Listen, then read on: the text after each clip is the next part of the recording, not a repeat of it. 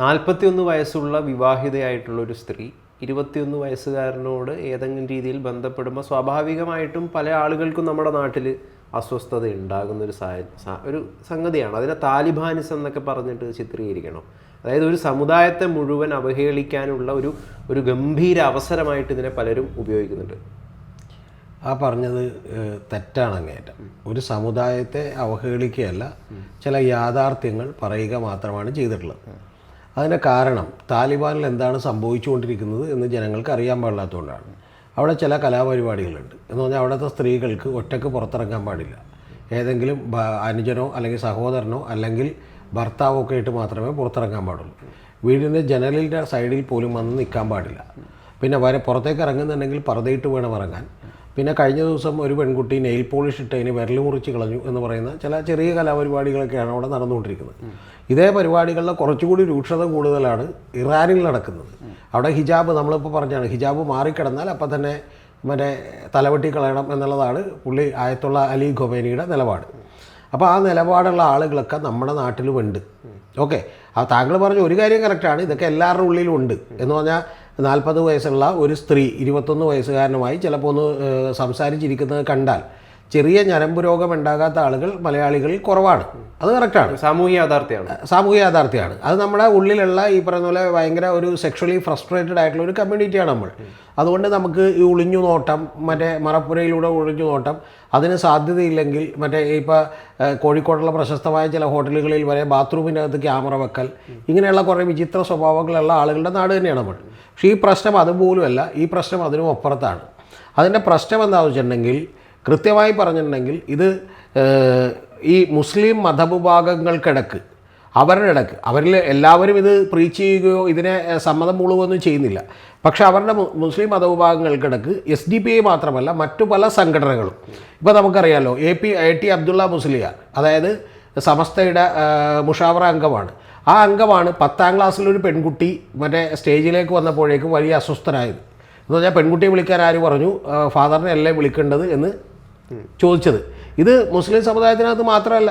ഇപ്പോൾ നമ്മൾ എന്നിട്ട് അതിന് ന്യായീകരണം കൊടുക്കാൻ വേണ്ടി പിറ്റേ ദിവസം വന്നപ്പോൾ ജെഫ്രി മുത്തുക്കോയ തങ്ങളടക്കം ഒരു പത്രസമ്മേളനം വിളിച്ചപ്പോൾ അതിനേക്കാൾ വലിയ കോമഡിയായിരുന്നു. ഞങ്ങൾ എത്രയോ കോളേജുകളുണ്ട്, അവിടെയെല്ലാം ഞങ്ങൾ മറ്റേ ഭിത്തി കെട്ടിയിട്ട് അപ്പുറം ഇപ്പുറമാണ് സ്ത്രീകളെയും പുരുഷന്മാരെയൊക്കെ ഇരുത്തുന്നതെന്ന് പറഞ്ഞു. ഇനി ഇത് അല്ലാതെയും വേറെ കാര്യങ്ങളുണ്ട്. എന്നിട്ട് നമുക്ക് ഈ പ്രശ്നത്തിലേക്ക് വരാം. ഇപ്പോൾ ഈ മറൈൻ ഡ്രൈവിൽ മറ്റേ കുട ചൂടിയിരിക്കുന്ന കവിതാക്കളെ മറ്റേ ശിവസേന ചൂരിൽ വെച്ചടിച്ച് ഓടിച്ചല്ലോ, 2000 മുമ്പ്, മനസ്സിലായ? പിന്നെ മറ്റേ മംഗലാപുരത്ത് പബ്ബിൽ കയറിയിട്ട് ഇതുപോലെ ഈ പറയുന്ന വേഷം കെട്ട് കാണിച്ചു. ഇതെല്ലാം കർശനമായി നമ്മുടെ ഗവൺമെൻറ്റുകൾ അടിച്ചൊതുക്കേണ്ടതാണ്. പിന്നെ ഇതിനൊരു പ്രത്യേകത കൂടിയുണ്ട്. അതെന്താണെന്ന് വെച്ചിട്ടുണ്ടെങ്കിൽ, PFI നിരോധിച്ചിട്ട് ഏതാണ്ട് 2 കൊല്ലത്തോളമായെങ്കിലും PFIയും പഴയ സിമിക്കാരും ഒക്കെ കൂടി ഇപ്പോൾ ചേക്കേറിയിരിക്കുന്നത് SDPIയിലാണ്. ആ SDPI എന്ന് പറഞ്ഞ സംഘടനയ്ക്ക് ഇതിലൊരു പങ്കുണ്ട്. കാരണം അവർ ഈ കാര്യങ്ങളൊക്കെ വേണം എന്ന് ആഗ്രഹിക്കുന്ന ആളുകളാണ്. ഇനി നമുക്ക് ഈ സംഭവത്തിലേക്ക് വരാം. ആ സംഭവം എന്താണെന്ന് വെച്ചിട്ടുണ്ടെങ്കിൽ, ഇത് താങ്കൾ ഉദ്ദേശിക്കുന്ന പോലെ നിസ്സാരമായിട്ടൊരു സംഭവമല്ല. ആദ്യം ഈ സ്ത്രീയും ആ 21 വയസ്സ് 40 വയസ്സ് ഇതൊന്നും നമ്മളെ ബാധിക്കുന്ന കാര്യമല്ല, മനസ്സിലായി? ചെമ്പൻ വിനോദ് കല്യാണം കഴിച്ചപ്പോൾ മലയാളിക്ക് വലിയ സൂക്കേടുണ്ടായി, മനസ്സിലായി? അത് കല്യാണം കഴിക്കരുത്, പക്ഷേ പ്രായ വ്യത്യാസം ഉണ്ടെന്ന് പറഞ്ഞ് മലയാളിക്ക് വലിയ സുഖമുണ്ടായി. ലിയോണാർഡോ ഡാവിഞ്ചിയൊക്കെ 19 വയസ്സുള്ളപ്പോൾ അദ്ദേഹത്തിന് 70 വയസ്സായിട്ടുള്ള 19 വയസ്സുകാരെ പ്രണയിച്ചിട്ടുണ്ട്. 5 വയസ്സ് കുറവാണ് സച്ചിൻ്റെ ഒക്കെ. അപ്പോൾ അതൊക്കെ വലിയ ആളുകൾക്കൊന്നും കുഴപ്പമില്ല. പക്ഷേ ഈ നാട്ടിലിറങ്ങി നടക്കുന്ന ആളുകൾക്ക് ഇത്തരത്തിൽ പ്രശ്നങ്ങളുണ്ട്. അപ്പോൾ ഈ സ്ത്രീയും ഇവരുടെ ഈ പറയുന്ന അവരുടെ ഒരു സുഹൃത്തും കൂടി കാറിൽ നിന്ന് സംസാരിക്കുകയായിരുന്നു. ആ കാറിൽ നിന്ന് സംസാരിക്കുമ്പോൾ ഇവർ നേരെ ചുറ്റും ചെല്ലുകയും ആ കാറിൽ നിന്ന് ഇവരെ പിടിച്ചിറക്കി കൊണ്ടുവന്ന് ഒരു കളിസ്ഥലത്ത് നിർത്തി. ആ കളിസ്ഥലത്ത് നിർത്തിയപ്പോൾ അവിടെ കളിക്കാൻ വേണ്ടി കുട്ടികളൊക്കെ വന്ന് കൂടുന്നു എന്ന് കണ്ടപ്പോഴേക്കും പിന്നെ അവിടെ നിന്ന് കൊണ്ടുവന്നിട്ടാണ് SDPIയുടെ ഓഫീസിൽ ഇരുത്തിയത്. പക്ഷേ ഇതൊരു വലിയ പാഠമാണ്. കാരണം ഇനി ഒരു ഇപ്പം ഇത് മറ്റൊരു കാര്യം കൂടി പറയാം, ഇതൊന്നും ആദ്യത്തെ സംഭവങ്ങളല്ല. താങ്കൾ പറഞ്ഞ ഒരു കാര്യം ശരിയാണ്, ഇവർ മാത്രമല്ല ചെയ്യുന്നത്, പലരും ചെയ്യാറുണ്ട്. പക്ഷേ ഇത് ഇപ്പം ഈ സ്ത്രീ മരിച്ചതുകൊണ്ടാണ് ഇത് പുറത്തേക്ക് വന്നത്. 2 കുട്ടികളുടെ അമ്മയാണ്, കൂടാതെ അവർ ക്യാരിയിങ്ങുമാണ്, പ്രഗ്നൻറ്റും ആയിരുന്നു. അപ്പോഴാണ് അവർ ഈ കാര്യം ചെയ്യേണ്ടി വന്നത്. ഇത് നമ്മുടെ സമ്പത്തിൻ്റെ കുഴപ്പമാണ്. അതിനേക്കാൾ കൂടുതൽ താങ്കൾ പറഞ്ഞ പോലെ ഇത് ഈ പറയുന്ന പോലെ മതപരമായ കർശനമായിട്ടുള്ള ശാസനകളാൽ ഇവിടെ ആളുകൾ ജീവിക്കണമെന്ന് വിചാരിക്കുന്ന SDPI പോലെയുള്ള ഇവിടെ മിനി താലിബാനെങ്കിലും ആക്കണമെന്ന് വിചാരിക്കുന്ന ആളുകളുടെയും കൂടി പരിപാടിയാണ്. അതുകൊണ്ട് ഇതിനെതിരെ കർശനമായിട്ടുള്ള നടപടി എടുത്തേ പറ്റൂ. ഇനി ഇതിൻ്റെ രൂക്ഷത എപ്പോഴാണെന്നറിയാമോ? ഇതിന് കഴിഞ്ഞതിന് ശേഷം ഇതിൻ്റെ ഫാദർ വന്നിട്ട് പറയുന്നു, ഇനി താങ്കളോട് മറ്റൊരു കാര്യം പറയും, ഫാദറും മദറും ഒക്കെ എൻ്റെ അറിവിൽപ്പെട്ടിടത്തോളം അവർ രണ്ടുപേരും പാർട്ടി മെമ്പർമാരാണ് CPMൻ്റെ. ഓക്കെ, എന്നാണ് അറിയാൻ കഴിഞ്ഞിട്ടില്ല, ശരിയാണോ എന്ന് അറിയില്ല, കൺഫേം ചെയ്യാൻ പറ്റിയിട്ടില്ല. അപ്പോൾ അവർ ശരിക്കും പറഞ്ഞാൽ മാതാവ് വന്നിട്ട് പറയുന്നു ഈ പിടിച്ചുകൊണ്ട് പോയവരിൽ എൻ്റെ മകനാണെന്ന്. കാരണം എന്താ, ഇവരുടെ സഹോദരിയുടെ മകനുണ്ട് ആ കൂട്ടത്തിൽ, മനസ്സിലായോ? അപ്പോൾ അത്തരത്തിലുള്ള മകനുണ്ട് കൂട്ടത്തിൽ. പിന്നെ ഈ പറയുന്ന പോലെ പിതാവ് വന്നിട്ട് പറയുന്നു ഇത്തരത്തിൽ ഇവരെ അപമാനിച്ചുകൊണ്ടാണ് രാജിവെച്ച് സൂസൈഡ് ചെയ്തത്. അല്ല, പിതാവ് അത് പറഞ്ഞിട്ടില്ല, മാതാവാണ് കുറ്റക്കാരനാന്ന് പറഞ്ഞത്. ഇനി സത്യത്തിൽ എന്താ സംഭവിച്ചത്? ഇതൊരു സാധാരണ കേസായി അവസാനിക്കുമായിരുന്നു. പക്ഷേ ഇത് ഭാഗ്യത്തിന് 3 പേജുള്ള കൃത്യമായിട്ടുള്ള ഒരു ആത്മഹത്യാക്കുറിപ്പ് ആ സ്ത്രീ എഴുതി വെച്ചിട്ടുണ്ട്. എഴുതി വെച്ചതുകൊണ്ട് മാത്രം മഹാഭാഗ്യം. അല്ല, ആ സ്ത്രീ ഇത് ആത്മഹത്യ ചെയ്യാനുള്ള കാരണം എന്തായിരിക്കും? അത് നമുക്ക് വേണമെങ്കിൽ പലതും സംശയിക്കാനും. അല്ല, അവരെന്തിനെങ്കിലും ഭയപ്പെടുന്നുണ്ടോ? അല്ലെങ്കിൽ ഈ ചർച്ചയിലേക്കൊന്നും ഞാൻ പോകുന്നില്ല. കാരണം ഒരാൾ അയാളുടെ ജീവിതത്തിലെ ഏറ്റവും ബുദ്ധിമുട്ടേറിയ നിമിഷങ്ങളിലൂടെ പോയതിന് ശേഷം അയാൾ ആത്മഹത്യ ചെയ്തു. ഇനി ആത്മഹത്യ ചെയ്തതിന് ശേഷം, അതായത് യാഥാസ്ഥിക കുടുംബത്തിൽ നിന്ന് അനുഭവിച്ച പിരിമുറുക്കം തന്നെ ആയിരിക്കുമോ അത്? അല്ല, അതൊക്കെ പല കാര്യങ്ങളുണ്ട്. അപ്പോൾ അവരവരുടെ ഭർത്താവുമായിട്ട് കുറച്ച് അകൽച്ചയിലായിരുന്നു. ആ സമയത്താണ് ഇത്തരത്തിലുള്ള സൗഹൃദം ഉണ്ടാകുന്നത്. ആ സൗഹൃദം ഉണ്ടായതിന് ശേഷം ഇപ്പോൾ ഈ സ്ത്രീയുടെ ഈ സ്ത്രീയുടെ മാതാവ് ഫാത്തിമ വന്നിട്ട് പത്രസമ്മേളനം നടത്തി പറഞ്ഞേക്കണത് 1.5 ലക്ഷം രൂപയും സ്വർണവും ഒക്കെ കവർന്നെടുത്തു എന്നുള്ളതാണ്. അതുകൊണ്ട് അങ്ങനെ വിവാഹ വാഗ്ദാനം നൽകി പീഡിപ്പിച്ചു എന്നും പറയുന്നുണ്ട്. വിവാഹ വാഗ്ദാനം നൽകി പീഡിപ്പിച്ചു എന്നൊക്കെ ഉള്ളത് ഇനി പോലീസ് കണ്ടെത്തട്ടെ. ഞാൻ അത്തരം കാര്യങ്ങളിലേക്കൊക്കെ പോയാൽ നമ്മൾ ഇപ്പൊ മരണപ്പെട്ടു പോയ ഒരാളെ കുറിച്ച് നമ്മൾ അത്തരം വിചാരണകളൊന്നും നടത്തുന്നത് ശരിയല്ല. അതുകൊണ്ട് ഞാൻ പറയുന്നില്ല. പക്ഷെ ഞാൻ പറഞ്ഞത് ഇതിന്റെ കാതലായ പ്രശ്നം എന്താ? ഇതിന്റെ കാതലായ പ്രശ്നം നമ്മുടെ സമൂഹം, ഏത് മതമോ ഏത് ജാതിയോ ഏതുമായിക്കോട്ടെ, മാറേണ്ട ഒരു കാര്യമുണ്ട്. 40 വയസ്സും 21 വയസ്സോ 15 വയസ്സോ 25 വയസ്സോ മറ്റേയാൾക്ക് 50 വയസ്സോ എന്നുള്ളതൊന്നുമല്ല. ഒരു സ്ത്രീയും പുരുഷനും ഇവിടെ സ്വാതന്ത്ര്യത്തോടുകൂടി സംസാരിക്കാനും അവർക്ക് ഇഷ്ടപ്പെട്ട പോലെ വേണമെങ്കിൽ ജീവിക്കാനും ഒക്കെയുള്ള ഈ പറയുന്ന ഭരണഘടനാപരമായ അവകാശം ഇവിടെ ഉണ്ട്. അതിന് ഇതുപോലെയുള്ള സദാചാര അലവലാദികളൊന്നും വന്ന് ചോദ്യം ചെയ്യേണ്ട ആവശ്യമില്ല. അങ്ങനെയാണെങ്കിൽ ഈ മറ വെച്ചിട്ട് സ്ത്രീകൾ വേറെ സ്ഥലത്തിരിക്കും, പുരുഷന്മാർ വേറെ സ്ഥലത്ത് ഇരിക്കുന്നുള്ള പല മതങ്ങളിലുണ്ടല്ലോ. അതിനെ നീക്കം ചെയ്യാൻ ഈ നാട്ടിലെ പുരോഗമന സർക്കാർ, ഇടതുപക്ഷ സർക്കാർ എന്ത് നടപടികളൊക്കെ സ്വീകരിച്ചു, അല്ലെങ്കിൽ അതിനെതിരെ എത്രമാത്രം സമരം ചെയ്തു എന്നൊക്കെയുള്ള ചോദ്യങ്ങൾ ഇപ്പോൾ സമൂഹ മാധ്യമങ്ങളിൽ കനക്കുന്നുണ്ട്. അപ്പോൾ ഈ ഇവിടെ ആകെ ഇടതുപക്ഷം മാത്രമേ ഭരിച്ചിട്ടുള്ള സത്യം വല്ലപ്പോഴും മെയിനായിട്ട് ഇതിപ്പോ നടന്നിരിക്കുന്നത്. ഇനി ഞാൻ ചോദിക്കണം, അല്ല നിങ്ങൾ ഈ പറയണ ഒരു അല്ല ഈ ഇടതുപക്ഷത്തെ ഇടതുപക്ഷം എന്ത് ചെയ്തു അത് കഴിഞ്ഞിട്ട് നമുക്ക് ബാക്കിയുള്ള കാര്യം. അല്ല, ഞാനത് സംസാരിക്കാൻ തയ്യാറല്ലത്. ഞാൻ നേരെ തിരിച്ചു ചോദിക്കുന്നു. ഇവിടെ മാത്രമല്ലല്ലോ ഈ പറയുന്ന ഇങ്ങനെയുള്ള മറ വെച്ച് അപ്പുറം ഇപ്പുറം എടുത്തുന്നത് കേരളത്തിൽ മാത്രമല്ലല്ലോ ഉള്ളത്. അപ്പോൾ കോയമ്പത്തൂരിലെയും സേലത്തിലെയും അപ്പുറത്തുള്ള ആളുകൾ, ഈറോഡിലെ ആളുകൾക്കൊന്നും ഈ നീതി വേണ്ടേ? നമ്മളിപ്പോ പറയുന്നത് കേരളത്തിലാണല്ലോ. നമ്മളിപ്പോ പറയുന്നത് അങ്ങനെയാണെങ്കിൽ നമ്മൾ എറണാകുളം, ഞാനത് സംസാരിക്കില്ല, എറണാകുളം ജില്ലയിലാകുമ്പോൾ പുരോഗമനത്തെ കുറിച്ചൊക്കെ സംസാരിക്കുന്ന ഇവിടെ ഞാൻ പറയട്ടെ, പാട്ട് കാണുന്നത് ഹറാമാണ്, അല്ല പാട്ട് കേൾക്കുന്നത് ഹറാമാണ്, യേശുദാസ് എന്ന് പറയുന്നത് എന്താണ് സാത്താനാണെന്നൊക്കെ പറഞ്ഞിട്ട് പല പണ്ഡിതന്മാരും ഇപ്പോൾ പ്രസംഗം നടത്തിയിട്ട് അതൊക്കെ വലിയ രീതിയിൽ വൈറലായിട്ടുണ്ട്. അവർക്കെതിരെയൊക്കെ എന്ത് നടപടിയെടുത്തു? ഇവിടെയുള്ള SFI യുവജന സംഘടനകളൊക്കെ മാർച്ച് നടത്തിയോ? ഇവരുടെയൊക്കെ വീടുകളിലേക്ക് ചെയ്തിട്ടില്ലല്ലോ. അല്ല, അപ്പം ഇതിനൊക്കെ വളരാനൊക്കെ പ്രോത്സാഹിപ്പിക്കുകയൊക്കെ ചെയ്യുന്നത് ഇവിടുത്തെ പാർട്ടികളാണ് എന്നുള്ള രൂക്ഷമായിട്ടുള്ള വിമർശനങ്ങൾ ഉയരുന്നുണ്ട്. പാർട്ടികളാണെന്നല്ല താങ്കൾ പറഞ്ഞു തന്നെ. അതാണ് ഞാൻ അത്ഭുതത്തോടെ നോക്കിക്കൊണ്ടിരുന്നത്. താങ്കൾ പറഞ്ഞത് ആകെ CPM മാത്രമേ ഇത് ചെയ്യുന്നുള്ളൂ, ബാക്കി എല്ലാവരും ചെയ്യുന്നില്ല. അല്ല, CPM അവിടെ വലിയ പങ്കുണ്ട്. അവര് സാമൂഹിക, താങ്കൾ ഇത്ര നേരം കഴിഞ്ഞ ദിവസങ്ങളിലൊക്കെ താങ്കൾ എന്നോട് ഈ കഴിഞ്ഞ ദിവസം മുഴുവൻ ഇരുന്ന് കൊട്ടിഘോഷിച്ചുകൊണ്ടിരുന്ന ആർഷഭാരത സംസ്കാരം എന്ന് പറയില്ലേ, അതേപോലെ തന്നെയാണ് ഇവരും പറഞ്ഞുകൊണ്ടിരിക്കുന്നത്. ഈ സംസ്കാരം ഭാരത സംസ്കാരം താങ്കൾ പറഞ്ഞ ആവശ്യമായിട്ടുള്ള താങ്കൾ ആർഷഭാരതം എന്ന് പറഞ്ഞില്ല, ഭാരത സംസ്കാരമാണെന്നൊക്കെ താങ്കൾ പറഞ്ഞു.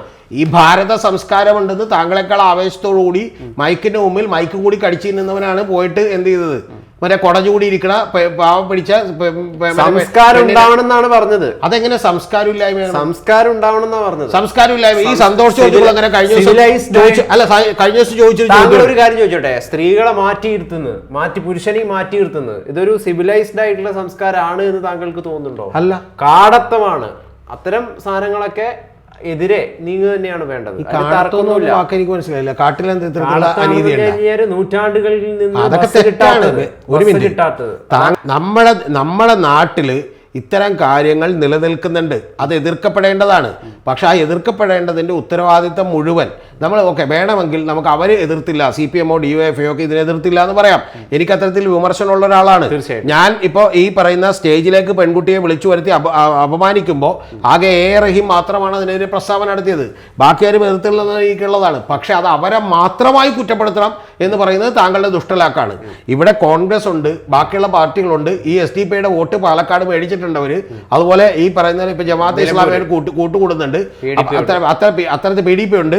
ഇത്തരത്തിലുള്ള ആളുകളൊക്കെ ഉള്ളവരും കൂടി ഇതിനകത്ത് അഭിപ്രായം പറയേണ്ടതാണ്. ഇതിനകത്ത് ഏറ്റവും പ്രധാനപ്പെട്ട കാര്യം എന്താ അറിയോ? CPM ആണ് ഏറ്റവും രൂക്ഷമായി പ്രതികരിച്ചിട്ടുള്ളത്. ഈ കേസിൽ CPM ആണ് രൂക്ഷമായി പ്രതികരിച്ചിട്ടുള്ളത്.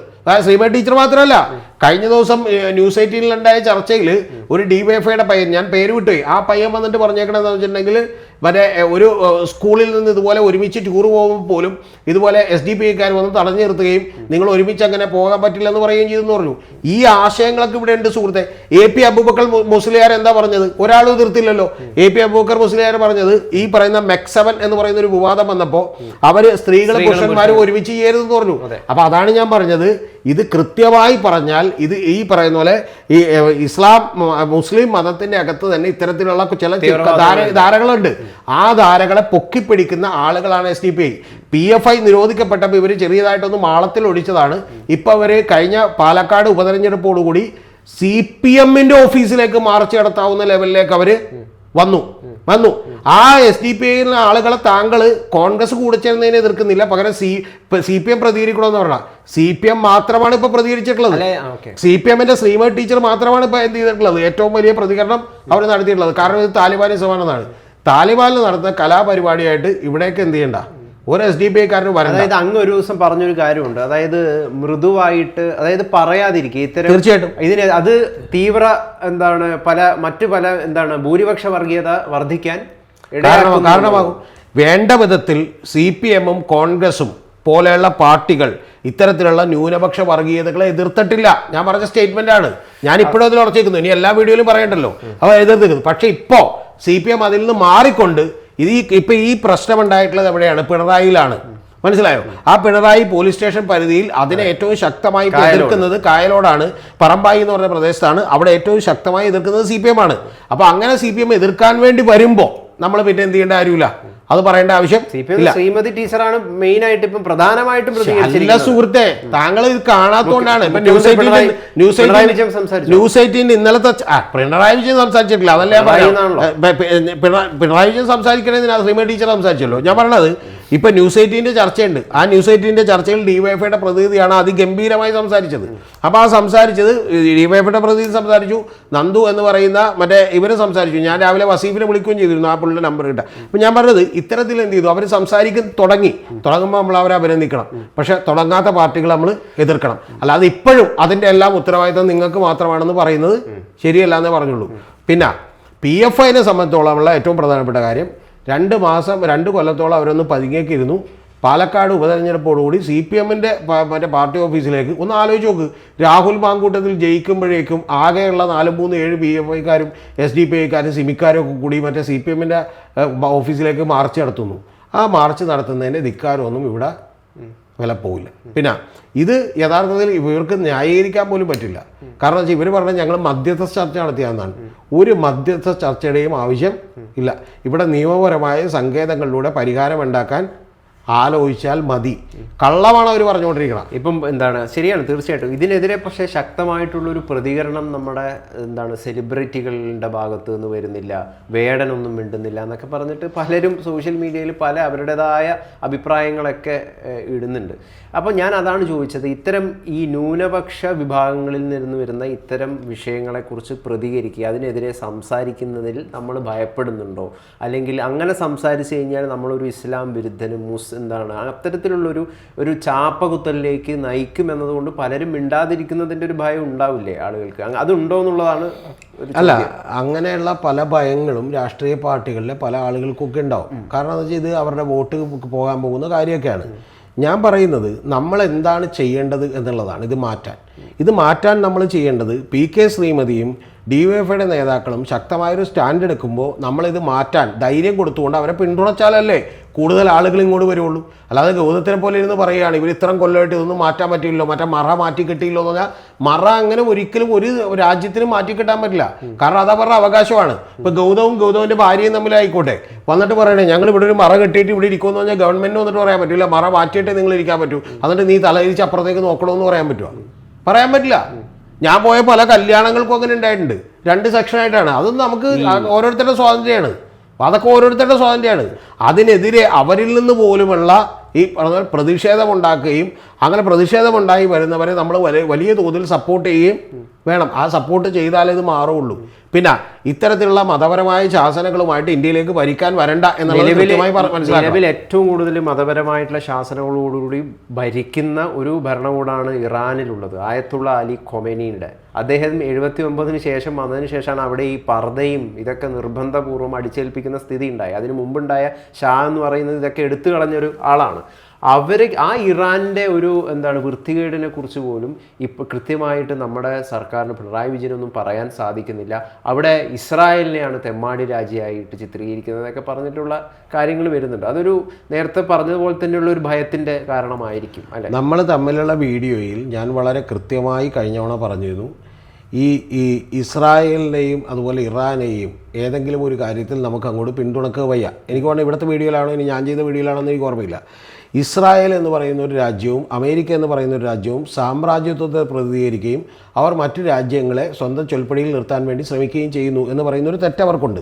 അതേസമയം തന്നെ ഇറാൻ ഭരണകൂടം എന്ന് പറയുന്നത് ഇത് ലോകം മുഴുവൻ ഒരു ഇസ്ലാമിക് സ്റ്റേറ്റ് വരണമെന്നും അവിടെ ഇസ്ലാമിക് സ്റ്റേറ്റും ശരിയായ നിയമങ്ങളും അനുസരിച്ച് അവിടെയുള്ള ആളുകളെ തന്നെ അടിച്ചമർത്തി കൊല്ലുകയാണ് എന്നുള്ളതും ഞാൻ കൃത്യമായിട്ട് പറഞ്ഞു. അപ്പോൾ അങ്ങനെയുള്ള ആളുകൾക്ക് തീർച്ചയായിട്ടും ഇവിടുത്തെ SDPയെ എതിർക്കാൻ കുറച്ച് മടിയുണ്ടാവും. മനസ്സിലായി? അത് സ്വാഭാവികം. ആ മടി പക്ഷേ താങ്കൾ ഉദ്ദേശിക്കുന്നത് പോലെ നമ്മൾ ഏതെങ്കിലും ഒരു രാഷ്ട്രീയ പാർട്ടിയുടെ തലയിലേക്ക് ഇടരുത്. അത് താങ്കളുടെ രാഷ്ട്രീയ ലക്ഷ്യമാണ്. ആ ലക്ഷ്യത്തിന് എന്നെ കരുവാക്കരുത്. താങ്കൾ പറയേണ്ടത് മറ്റൊരു രാഷ്ട്രീയ പാർട്ടിയും ഇതിനെതിരെ വേണ്ടിയിട്ടില്ല. നിങ്ങളിപ്പോൾ ഞാൻ പറയുന്നത് CPM-ഉം DYFIയും റഹീമും ഒക്കെ ഒരു പെൺകുട്ടിയെ സ്റ്റേജിലേക്ക് വിളിച്ച് 10ാം ക്ലാസ്സിൽ ഫുൾ A+ പഠിച്ച പെൺകുട്ടിയെ സ്റ്റേജിലേക്ക് വിളിച്ച് AT അബ്ദുള്ള മുസ്ലിയാർ അപമാനിച്ച് പുറത്തേക്ക് വിടുമ്പോൾ റഹീം എന്ന് പറയുന്ന ഒരാളെങ്കിലും പ്രതികരിച്ചല്ലോ. കോൺഗ്രസിൽ നിന്ന് ആരെങ്കിലും പ്രതികരിച്ചു? ഇവിടെ അത് എന്തുകൊണ്ടാണ് പറയാൻ കോൺഗ്രസിൽ നിന്ന് ആരെങ്കിലും പ്രതികരിച്ചു? ഇവിടെ പ്രധാനമായിട്ട് ചോദിക്കാൻ ഈ കുടുംബക്കാർ എന്ന് പറയുന്നത്, ഈ മാതാപിതാക്കൾ എന്ന് പറയുന്നത് CPM അംഗങ്ങളാണെന്നാണ് അറിയാൻ കഴിയുന്നത്. ഇപ്പോൾ ആ കുടുംബത്തിൽ നിന്ന് ഇങ്ങനെ സംഭവിക്കുന്നത് അതുകൊണ്ടാണ് ഇവിടെ എത്തിപ്പോയി ഇവരുടെ ഈ ഒരു പ്രചരണം അതുകൊണ്ടാണ് തീർച്ചയായിട്ടും CPM അവിടെ എടുത്തിട്ടുള്ള സ്റ്റാൻഡ് ഇപ്പോൾ ശരിയാണെന്ന് ഞാൻ പറയുന്നത്. കഴിഞ്ഞ ദിവസം ന്യൂസ് 18-ന്റെ ചർച്ചയുണ്ട്, താങ്കളുടെ അടുത്ത് കേട്ടു നോക്ക്. ന്യൂസ് 18-ന്റെ ചർച്ചയിൽ DYFI അതിശക്തമായി ആ പയ്യൻ വന്നിരുന്ന് പറയുന്നുണ്ട്. എന്ന് പറഞ്ഞിട്ടുണ്ടെങ്കിൽ നിങ്ങൾ ഈ കാണിക്കുന്നത് പോക്രിത്തരമാണ്, നിങ്ങൾ ഈ പണിയൊന്നും ഇവിടെ എന്ത് ചെയ്യില്ല, നടക്കില്ല എന്ന് SDPയുടെ നേതാവിനോട് വളരെ കൃത്യമായി BJPയും അതുപോലെ പറഞ്ഞിട്ടുണ്ട്. പക്ഷേ BJPക്കുള്ള കുഴപ്പമെന്ന് പറഞ്ഞാൽ മറ്റേ ചൂരലടിച്ചപ്പോൾ BJP പറഞ്ഞില്ല. ചൂരലടിച്ചപ്പോൾ ശിവസേനക്കാരൻ പറഞ്ഞില്ല. മറ്റേ ഹനുമാൻ സേന എന്ന് പറഞ്ഞ ഒരു പാർട്ടി കയറി മറ്റേ പബ്ബിൽ കയറിയിട്ട് എന്ത് ചെയ്തപ്പോൾ സ്ത്രീകളെ തല്ലുപിടിച്ചപ്പോഴും പറഞ്ഞില്ല. ഒരു കാര്യം ആദ്യമേ തുടക്കത്തിൽ പറയാലോ, എല്ലാ മതങ്ങളിലും തന്നെ ഇത്തരത്തിലുള്ളൊരു പുരുഷാധിപത്യമുണ്ട്. ആ പുരുഷാധിപത്യം പുരുഷൻ തീരുമാനിക്കുന്നതനുസരിച്ച് സ്ത്രീ നടന്നോളൂ എന്നുള്ള ചിന്താഗതിയുണ്ട്. മനസ്സിലായി? ആ ചിന്താഗതിയൊക്കെ എല്ലാ മതങ്ങളിലുണ്ട്. പക്ഷെ അതിനനുസരിച്ച് കുറേ കൂടി തീവ്രതയുണ്ട് ഈ പറയുന്ന SDPയുടെ കാര്യത്തിൽ. ആ SDPയൊക്കെ നിലക്ക് നിർത്തേണ്ട സമയം അതിക്രമിച്ചു. യഥാർത്ഥത്തിൽ കേന്ദ്ര ഗവൺമെൻറ് ഇവരെ കൂടി നിരോധിക്കേണ്ടതാണ്. പക്ഷേ ഇവരെ എന്തുകൊണ്ടാണെന്ന് എനിക്കറിയില്ല. മറ്റേ ഈ PFIനെയും അതുപോലെ തന്നെ സിമീനെയൊക്കെ നിരോധിച്ചിട്ടും ഇവരെ നിരോധിച്ചിട്ടില്ല എന്നുള്ളത് വലിയ സംശയം ഉണ്ടാക്കുന്ന കാര്യമാണ്. കാരണം ഇവർ നിലനിന്നാലേ ബാക്കിയുള്ളത് അപ്പുറത്തും വളരാൻ പറ്റുള്ളൂ. അതുകൊണ്ട് ഇവരിങ്ങനെ ആയിരിക്കും, എനിക്കറിയില്ല. ഇനി നിരോധിച്ചുകൊണ്ട് കാര്യമൊന്നും ഉണ്ടാവില്ല. നിരോധിച്ചാൽ വേറെ അടുത്ത പേരിൽ എന്ത് ചെയ്യും? വെൽഫെയർ ഫ്രണ്ട് എന്നോ മറ്റേ സോളിഡാരിറ്റി യൂത്ത് മൂവ്മെന്റ് എന്നൊക്കെ പറഞ്ഞ് എന്ത് ചെയ്യും? ആരംഭിക്കും. പേരൊക്കെ ഗംഭീരമായിരിക്കും. പേരൊക്കെ കേട്ടാൽ നമ്മൾ വിചാരിക്കും എന്ത് ചെയ്യുമെന്ന്. അത് സെബാസ്റ്റ്യൻ പോളിൻ്റെ മകൻ ഒരു ദിവസം പറഞ്ഞായിരുന്നു. അതായത് മാധ്യമം പത്രം എല്ലാ ദിവസവും വന്ന് കിടക്കുമ്പോൾ നമ്മൾ വിചാരിച്ച വളരെ ഇൻ്റലക്ച്വൽ ആയിട്ടുള്ള വളരെ ഒരു പത്രമാണെന്നാണ് നമ്മൾ ആദ്യം. പിന്നെ നോക്കുമ്പോഴാണ് ഇത് വെൽഫെയർ പാർട്ടിയുടെ നമ്മുടെ പുരോഗമനവും പ്രബുദ്ധതയും. പിന്നെ ഈ കഴിഞ്ഞ രണ്ട് കൊല്ലവും ഈ പറയുന്ന പോലെ SDPI പാർട്ടീസൊക്കെ കൂടി നടന്നുകൊണ്ടിരുന്നത് മറ്റേ ദളിത് പീഡനങ്ങൾക്കെതിരെ, മറ്റേ ന്യൂനപക്ഷ ഈ പറഞ്ഞ പോലെ വേർതിരിവുകൾക്കെതിരെ എന്നൊക്കെ പറഞ്ഞുള്ള പരിപാടികളും ഒക്കെ ആയിട്ടും മറ്റേ സോളിഡാരിറ്റി ചർച്ച, മറ്റേ മറ്റേ പാർശ്വവൽക്കരിക്കപ്പെട്ടവർക്ക് വേണ്ടിയൊക്കെ നടന്നത്. പക്ഷേ സംഭവം ശരിക്കും യഥാർത്ഥത്തിൽ ഇവരുടെ ഉദ്ദേശം ഇതൊക്കെയാണ്. പിന്നെ ഇതിപ്പോൾ ഇനി ഒരു കാര്യം പറയാം, അതാണ് ഏറ്റവും സങ്കടമുള്ളത്. ഇത് ഒരു സ്ത്രീ 40 വയസ്സുള്ള സ്ത്രീ, അവരൊന്ന് ആലോചിക്കണം, ക്യാരിയിങ് ആയിരുന്നു, ഗർഭിണിയായിരുന്നു, 2 കുട്ടികളുണ്ട്. അവർ ആത്മഹത്യ ചെയ്തുകൊണ്ടാണ് കേരളം ഇത് ചർച്ച ചെയ്യണത്. ആത്മഹത്യ ചെയ്യപ്പെടാതെ ഇവരുടെയൊക്കെ പീഡനങ്ങളിൽ ഇതുപോലെ ജീവിക്കുന്ന നിരവധി ആളുകളുണ്ടാവും. അതിന് പിന്നെ ഒരു കാര്യം കൂടി പറയാം, അതിന് നമ്മുടെ മെൻറ്റാലിറ്റിയും നമ്മുടെ പാരൻസിൻ്റെയൊക്കെ മെൻറ്റാലിറ്റിയും ഒക്കെ തന്നെ പ്രശ്നമാണ്. ഇപ്പം നമ്മളൊരു ഇപ്പം ഞാനൊരു ഉദാഹരണം പറയാം. വിസ്മയ എന്ന് പറഞ്ഞൊരു പെൺകുട്ടി, അല്ല പറഞ്ഞോട്ടെ, വിസ്മയ എന്ന് പറഞ്ഞൊരു പെൺകുട്ടി എന്തുകൊണ്ട് ആ പെൺകുട്ടി ഭർത്താവിൻ്റെ അടുത്തൊരു പ്രശ്നമുണ്ടായപ്പോൾ നേരെ ഇങ്ങോട്ട് തിരിച്ചു പോകുന്നില്ല എന്ന് നിങ്ങൾക്കറിയോ? തിരിച്ചു പോകുന്ന ഒരു പെൺകുട്ടി ഒരു വീട്ടിൽ വന്ന് നിൽക്കുന്നത് നാണക്കേടായിട്ടാണ് വീട്ടുകാർ ഇപ്പോഴും കാണുന്നത്. അമേരിക്കൻ വൈസ് പ്രസിഡന്റ് ആയിരുന്ന കമലാ ഹാരിസിനെ അറിയാമല്ലോ. കമലാ ഹാരിസിന്റെ അനിയത്തി അവര് ഒരു കുട്ടിയെ പ്രസവിക്കുകയും അത് വളർത്തുകയും ചെയ്തിട്ട് പോലും ഈ കമലാ ഹാരിസ് വൈസ് പ്രസിഡന്റായി മത്സരിച്ചപ്പോൾ പോലും അത് ചർച്ചയില്ല. പകരം അവരുടെ ഈ പറഞ്ഞ അതിന്റെ ആ മറ്റേ അനിയത്തിയുടെ മകന്റെ അല്ലെങ്കിൽ മകളുടെ പിതാവ് ആരാണെന്ന് ഇതുവരെ ആരും അറിയില്ല. അതവരുടെ സ്വകാര്യതയാണ് എന്ന് അംഗീകരിക്കാനുള്ള ഒരു മാന്യത നമ്മുടെ സമൂഹത്തിന് എന്ന് വരുന്നു അന്ന് ഈ ദുരിതമെല്ലാം. അല്ല, ഇതിലിപ്പോൾ ഈ വിഷയത്തിലേക്ക് നമ്മൾ വന്നു കഴിഞ്ഞാൽ ഇവർ SDPI ഓഫീസിൽ ഈ കുടുംബക്കാരൊക്കെ കൂടി ചർച്ച നടത്തി എന്നാണ് പറയുന്നത്. അതെ, മഹൽ ഉണ്ടായിരുന്നു, മഹൽ കമ്മിറ്റിയുടെയും SDPIയുടെയും ലീഗുകാരുടെയൊക്കെ നേതൃത്വത്തിൽ ഒരു മുസ്ലിം ലീഗുകാരനും ഉണ്ടായിരുന്നു. അതെ, ലീഗുകാരനും ഉണ്ടായിരുന്നു എന്നാണ് പറയുന്നത്. അതാണ് എനിക്ക് ചോദിക്കാനുള്ളത് അവസാനമായിട്ട്, ഇവരെയൊക്കെ അതായത് ചില സമുദായങ്ങളെയൊക്കെ എന്താണ് നിയന്ത്രിക്കുന്നത് ഈ മഹല്ലുകളും അങ്ങനത്തരം ഒരു അതായത് അതിനപ്പുറത്തേക്ക് ഒരു വെളിച്ചം വീശാൻ വേണ്ടിയിട്ട് സാധിക്കാത്തൊരു വിഷയമില്ല ഇതിൽ. ഏതാ? തീർച്ചയായിട്ടും അതിനപ്പുറത്തേക്ക് വെളിച്ചം വീശാൻ സാധിക്കാത്തതിന്റെ വിഷയമുണ്ട് എന്ന് മാത്രമല്ല, ഒരു ഷെല്ല് പോലെ പറഞ്ഞു തരട്ടെ. 1960കളിലും 70കളിലുമൊക്കെ നിങ്ങളൊന്ന് എടുത്തു നോക്കിയാൽ കാണാം, മറ്റൊരു മതത്തിൽ നിന്ന് കല്യാണം കഴിക്കുന്നത് അഭിമാനമായി കണ്ടിരുന്ന സഖാക്കളും നിരവധി ആളുകളും വിപ്ലവകാരികളും ഒക്കെ ഇവിടെ ഉണ്ടായിരുന്നു. മനസ്സിലായ? മറ്റേ CPM മുതൽ SUC വരെയുള്ള സംഘടനകളിലെ ആളുകളൊക്കെ ഇങ്ങനെ വിചാരിച്ചിരുന്നു. പക്ഷെ ഇപ്പം സത്യം പറഞ്ഞിട്ടുണ്ടെങ്കിൽ നമ്മൾ TV തുറന്നാൽ കാണുന്നത് ഈഴവ മാട്രിമോണി, നിങ്ങൾ ഈ നല്ലൊരു ഈഴവ കുടുംബത്തിൽ നിന്ന് കല്യാണം കഴിക്കൂ, നായർ മാട്രിമോണി, മറ്റേ മാട്രിമോണി, മറിച്ച മാട്രിമോണി എന്നാണ്. ഇതിൻ്റെയൊക്കെ കാരണം നമ്മുടെ സമൂഹം പുറകോട്ട് നടന്നുകൊണ്ടിരിക്കുകയാണ്. അതായത് കൂടുതൽ മതപരമായ ചിട്ടാവട്ടങ്ങളിലേക്കും ആ രീതികളിലേക്കൊക്കെ നമ്മൾ വന്നു. പിന്നെ താങ്കൾ ഇടയ്ക്ക് പറഞ്ഞു ഒരു കാര്യം കൂടി ഞാൻ തിരുത്തട്ടെ. 1979 ഇറാനിൽ ഈ പറയുന്ന ഖമൈനിയുടെ ഭരണകൂടം വന്നതിന് ശേഷം അവരവിടെ ഭരണകൂടം അടിച്ചേൽപ്പിച്ചാണ്. സുഹൃത്തെ, അതല്ല തെറ്റ്. ഭരണകൂടമൊന്നും അടിച്ചേൽപ്പിക്കേണ്ട. 20-25 കൊല്ലം മുമ്പ് ഉണ്ടായിരുന്ന പർദ്ദയും ഹിജാബിനേക്കാളും കൂടുതൽ ഇപ്പം നമുക്ക് കേരളത്തിൽ കാണാം. നേരത്തെ പർദ്ദ ഷോപ്പുകളൊന്നും എറണാകുളത്ത് ഒരെണ്ണം പോലും ഉണ്ടായിരുന്നില്ല. എനിക്ക് കൃത്യമായിട്ട് അറിയാം. ഇപ്പോൾ കഴിഞ്ഞ ദിവസം ഞാൻ രവിപുരത്ത് പോകുമ്പോൾ ഒരു പർദ്ദ ഷോപ്പ് ഉണ്ട്. അത്തരത്തിലുള്ള ഷോപ്പുകളൊന്നും ഉണ്ടായിരുന്നില്ല. അപ്പോൾ ഇതെങ്ങനെയാണ് അരിച്ചിറങ്ങുന്നത് എന്നുള്ളത് മറ്റൊരു വിഷയമാണ്. അത് കൃത്യമായി പഠിക്കേണ്ടതാണ്. ആ പഠിക്കുമ്പോഴാണ് നമുക്ക് മനസ്സിലാകുന്നത് ഇത്തരത്തിലുള്ള പാർട്ടികളുടെ, അതായത് നമ്മുടെ SDPIയുടെയും ഈ പറഞ്ഞ PFI പോലെയുള്ള ആളുകളുടെയും ഒക്കെ പങ്ക് നമ്മൾ അന്നേരമാണ് കൃത്യമായിട്ട് മനസ്സിലാക്കാൻ പോകുന്നത്. ഇത് ഈ സമൂഹത്തെ തുരങ്കം വെക്കാൻ പോകുന്ന പരിപാടിയാണ്. അതിനൊരു രക്തസാക്ഷി ഉണ്ടായിരിക്കുന്നു. ഇനി ജീവിച്ചുകൊണ്ട് തന്നെ വലിയ ദുരന്തങ്ങൾ അനുഭവിക്കുന്ന എത്ര പേരുണ്ടാവുമെന്ന് നമ്മൾ എണ്ണിയാൽ ഒടുങ്ങില്ല. അത്രയും പേര് ഈ നാട്ടിലുണ്ടാവും.